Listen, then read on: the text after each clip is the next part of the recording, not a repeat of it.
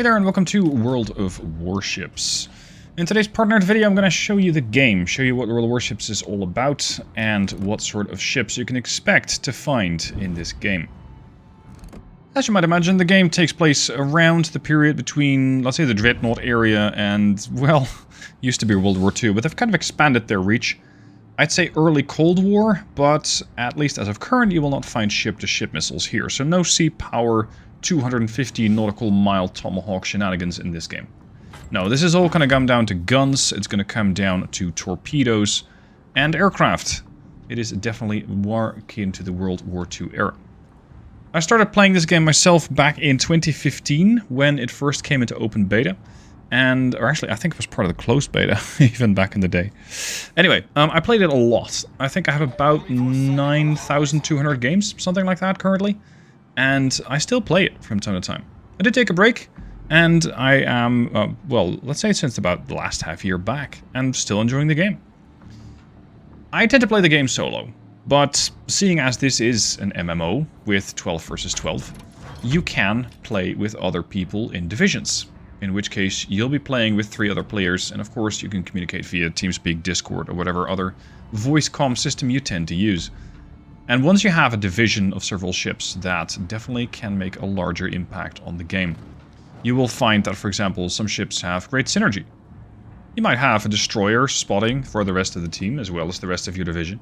And a friend in a cruiser in your division, highlighting targets and eliminating those destroyers that might challenge you. And then the battleship eliminating other cruisers. There's this sort of, let's say, rock, paper, scissors. Although in World of Warships, it's no longer quite the case. But overall, I'd say it still works.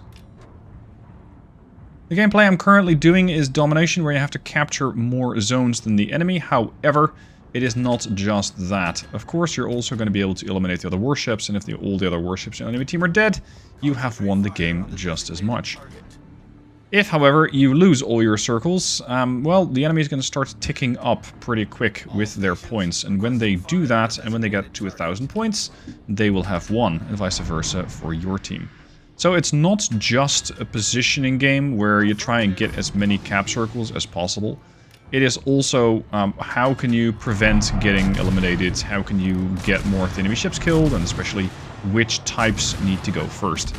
For example, this ship that I'm currently shooting up, this destroyer called Jaeger, it is a very sneaky ship, and I'm kind of lucky I caught it. I think it's a bit out of position. It tends to be flooding the area with torpedoes, which is exactly what it's doing here. All those dots in the ocean, well, let's say they're not fun fish. Unfortunately, I got a little tunnel visioned on this ship as I was going into the party here, into battle. And because of that, I was giving too much broadside, I was giving too much flat side of the ship to the enemy, which really cost me dearly in hit points. I lost a lot of health there. The ship that I'm playing, however, Ragnar, can heal some of that back. Over on the bottom of the screen you can see all sorts of consumables. You can see my main guns, which is the 2.8, that's the reload speed. I can select high explosive shells or armor piercing. I can drop depth charges if there's enemy submarines about. I can, in this case, repair some of the damage. I can heal some of my health back.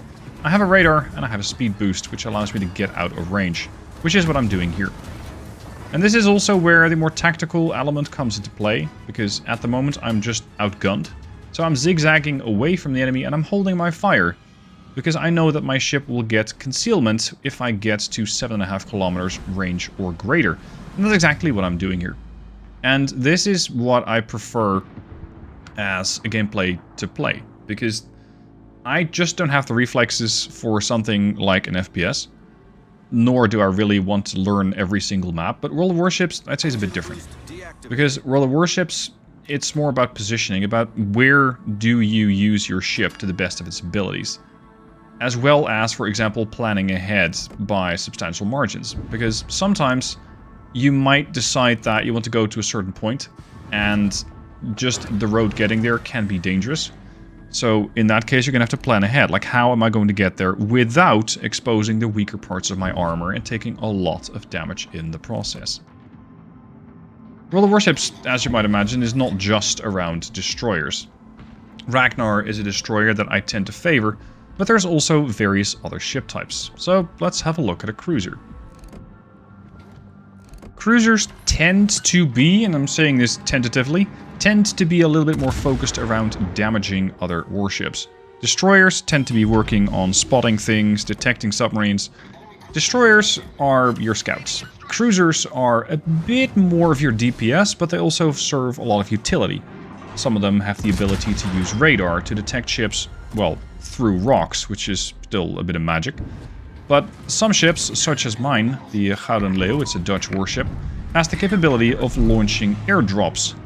And you can see that there is another Gouden Leeuw behind that island over there. I'm sending my bombers after him, he sent his bombers after me. And I'm trying to do damage against a stationary ship behind an island, which you normally would not really be able to hit. Nice bit of team play here, as there is a smokescreen being deployed behind me. That's those circles that you can see. That's being done by the destroyer, the Shimakaze, that is just coming back into our friendly cap circle. And by doing this, he defended not only myself, but also the other cruiser next to me, the Zhao. Cruisers tend to come in all shapes and sizes. You got light cruisers. The light cruisers tend to be a bit more focused around killing destroyers. You got heavy cruisers, which tend to be a bit more focused around, well, trying to kill everything, but specifically heavy cruisers. And then, of course, you got the battleships, which tend to be focused a bit more about killing the cruisers. And then, well, in an ideal world, the destroyers would kill the battleships, but with the addition of aircraft carriers into the game, that's not always so easy, because in a destroyer, your most favorite element, your concealment, can very, very quickly be undone by the sheer presence of an aircraft carrier and its air wing. Anyway, again, in this game, it is about positioning. I am trying to chase this Gouden Leeuw over here, this other warship, and I'm also trying to reposition my ship while I'm doing it. I'm not saying directly after him, I'm trying to head more or less towards the middle of the map, because I know that my airdrops don't have that much range. So it's very important for me to get into a better position from where my consumable range, in this case those airdrops, is going to be more useful. And at the same time, I want to get there without getting destroyed. So I'm keeping a close eye on not just my target, but also the minimap, which you can see on the bottom right hand side, and trying to figure out what a good position for me would be. And also where other warships might come from that will most definitely rip my ship to shreds if they get an opportunity. Thankfully, this battleship over here is slightly distracted, so I do decide to send a salvo into him. So that's the cruiser type of gameplay. At least one of the cruisers, because the game has lots and lots of different cruisers. But what about a battleship? Time for some battleship gameplay, and this game mode is called asymmetric warfare, or asymmetric, which means that we have better ships, but the enemy has more ships, and these are all commanded by bots at the moment. This is one of the other game types, which, in case you don't like playing other players, can definitely be interesting to play.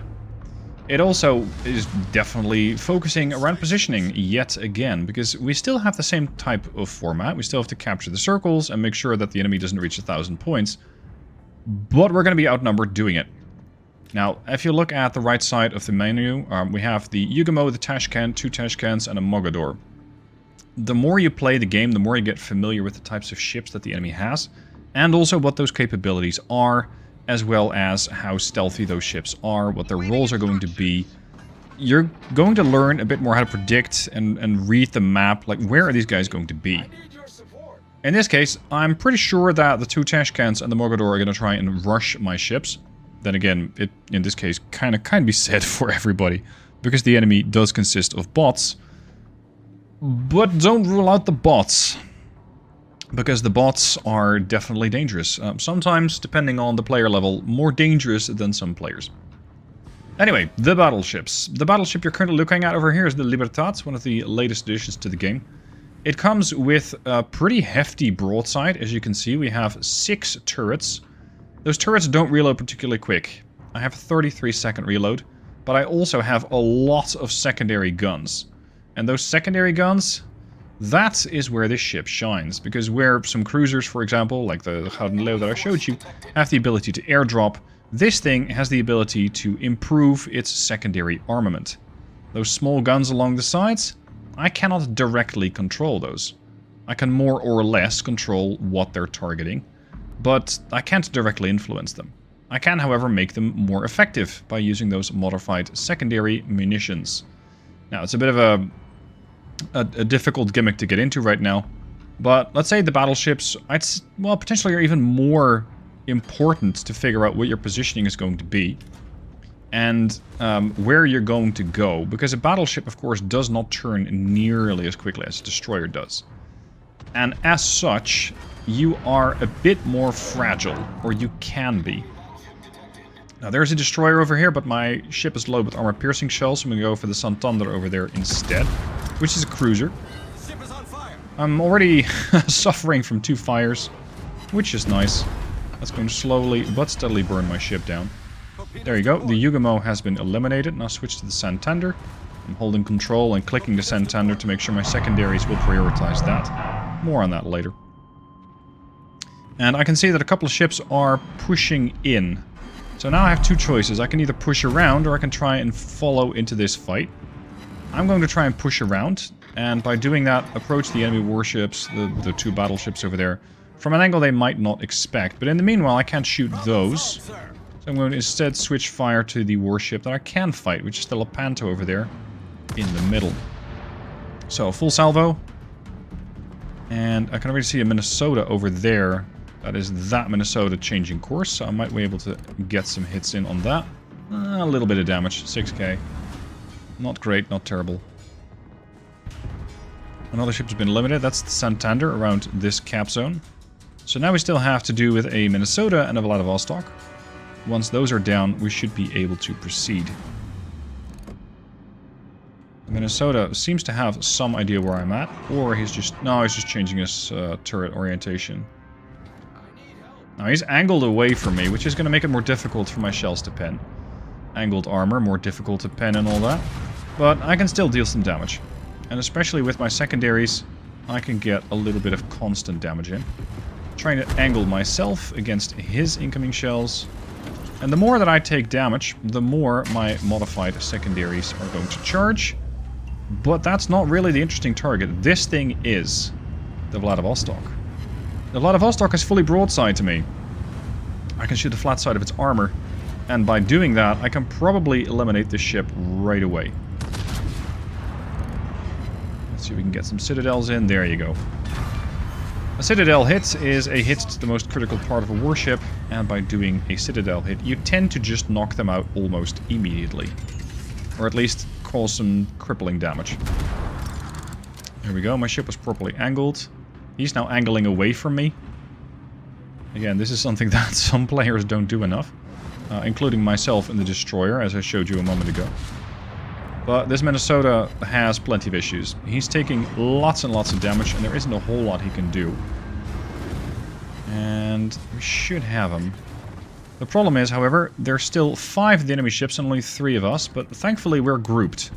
Which of course allows us to combine our damage output. I can see the Iowa's guns here trained on me. I'm going to turn in, present a smaller profile as well as a more angled ship, which should allow those shells to either miss or ricochet. Of course, the bigger the caliber, the more likely they are to still inflict some damage and sometimes overmatch your armor. Now he's going to be on a reload for a while, so I can get some damage in on him, but again, he too is angled. Now, you might see that this ship turns a bit too fast. You wouldn't really attribute this level of agility to a battleship. But that is kind of the whole thing about this ship, about the Libertad. It's... it's a battleship with the maneuverability of a destroyer. Well, a cruiser, maybe. But it sure has the acceleration of a cruiser. Our other Libertad is down to 33%, so I'm the most healthy member of the team. I need to be pushing in. I need to be tanking some damage. The Des Moines is holding steady here. That's a cruiser, capable of radaring targets, as well as a very potent anti-air platform. Thankfully, no enemy aircraft carriers, so I don't have to worry about that as much. So we can go broadside here and eliminate this Tashkent. He's holding a steady course, which is potentially going to be his undoing. Because a steady course is a predictable target. And the Libertas secondaries, that guy's secondaries took him out. Now all these various warships, where do you get those? Well, over here, in your port. Currently I'm looking at the winter port, and there are all sorts of different ports you can pick from. For example, you can go to the fjords of Norway, and all of a sudden your port is going to look quite a bit different.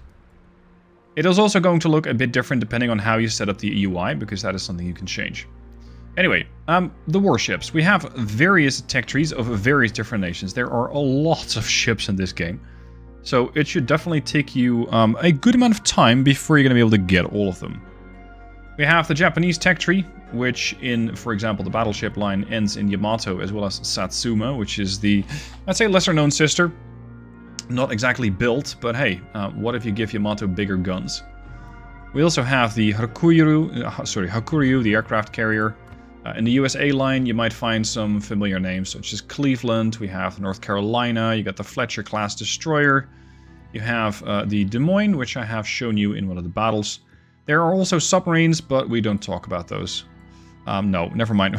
We do talk about them. It's just that most players find those a little frustrating to play against, because they don't have that much counterplay if they really know what they're doing. Anyway, that's a different discussion. You got the USSR with, I'd say, mostly paper ships. But hey, it's a whole line of ships. The Germans, you might find some familiar ships here. Hipper, Bismarck. There is the premium Tirpitz. You got a couple of ships which you might know from history. The Kolberg and the Karlsruhe, I think, are historically accurate. UK, of course, plenty of familiar ships here. The Lander class, the Edinburgh. You got a line of destroyers which I quite like.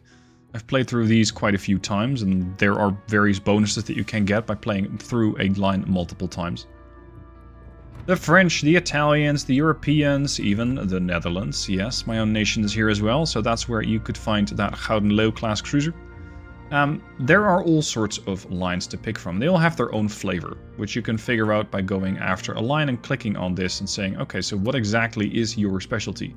And for example, for these guys, it is torpedoes, which can only hit cruisers, battleships, and aircraft carriers. They cannot hit destroyers, which makes those torpedoes a bit less useful against DDs, of course, but still makes them useful because they're more difficult to detect. As for World of Warships currencies, there are a few. Actually, there are a lot of them. Top right hand side, I have my credits. This is what you buy a ship with. But before you're able to buy a ship, you have to research it first. So, for example, the Spanish, this is a line where I have done nothing. If you're going to play Jupiter, you will be able to then research the Mendes Nunez if you get 100 research points. And after that, it becomes seriously more. Going from Tier 2 first requires you to reach to research the Nevada for 2200. And it goes on and on and on. And this is 5600. The Galicia is 11,000. But you also need to research the intermittent hull. So that's the research points. You also have free research points or free experience, and with that you're able to advance lines or bypass things that you don't want to grind. As for equipment, you can load out your ships with different types of equipment. The more advanced your ship is, the more different types of modifications you can put on there. These are basically flat stat buffs. So this, for example, mitigates your chance of your main battery getting destroyed. There are, for higher tier ships, much more different types of advancements, much more different types of equipment. World of Warships also generally has something to do. The game, of course, wants you to keep playing, and in order to do that, there are various combat missions. Again, this might look different by the time that you're actually playing it yourself, or have played it yourself in the past. There is currently a dockyard event going, which is where if you achieve certain objectives, such as cause 8 floodings or get 60 torpedo hits with an aircraft carrier, you're going to be rewarded, and eventually you'll be rewarded with shipbuilding phases. Once you have those, you can start spending those in the dockyard, where you're sort of building the ship. You're really seeing the type of ship that you're building. And as you're doing that, as you're progressing, you're going to get rewards every single time. Such as, for example, at this particular rank 8, you're going to get the Kolmar, which is a destroyer. And if you complete the whole thing, it's going to be the Njord, a tier 9 battleship. there is almost always something to do in World of Warships. They also have some sort of events running, something for you to grind, something for you to play, or rather get rewarded with while you're grinding. As I mentioned, I've personally played this game quite a lot. I've said 9,200 battles, but it was actually 9,500 at this point. What have I done with my life? No, this is a fun game. I do enjoy it still to this day. I do take breaks every now and then to wait for a new line to grind or something else to catch my attention and play. If you are interested in playing, the good news about the game is it is a free-to-play. And that might go, or make you go, hold on. So is War Thunder. War Thunder is a hell of a grind. Yes, thankfully World of Warships is much less so of a grind. Yes, some ships can be a bit of a slog to get through, but once you finally get to the other end, it definitely is rewarding. There were some real stinkers in some of these lines that I just did not get along with. You throw some free XP into the mix. If you do have some money which to spend on the game, you can get a you can get a premium account, which will allow you to get additional XP as well as additional credits, and with that, just speed up your process faster. The same can be said for various premium warships. These tend to be around 30, I'd say, well, 20 to 50, 60 bucks, depending on what type of tier you want to get. But these are entirely optional. You don't need a premium warship to play the game. You don't need a premium warship to grind credits. You can do that with your regular ships. If you like the look of the game, it is a free game. So click the link down below in the description or the pinned comment and have a look at it for yourself. Play a couple of games. If you don't like it, you can always remove it. But at least you'll have tried potentially something new. Thank you for watching. Thank you for Wargaming for sponsoring the video. I hope you guys have enjoyed it. And potentially I'll see you guys out there on the high seas.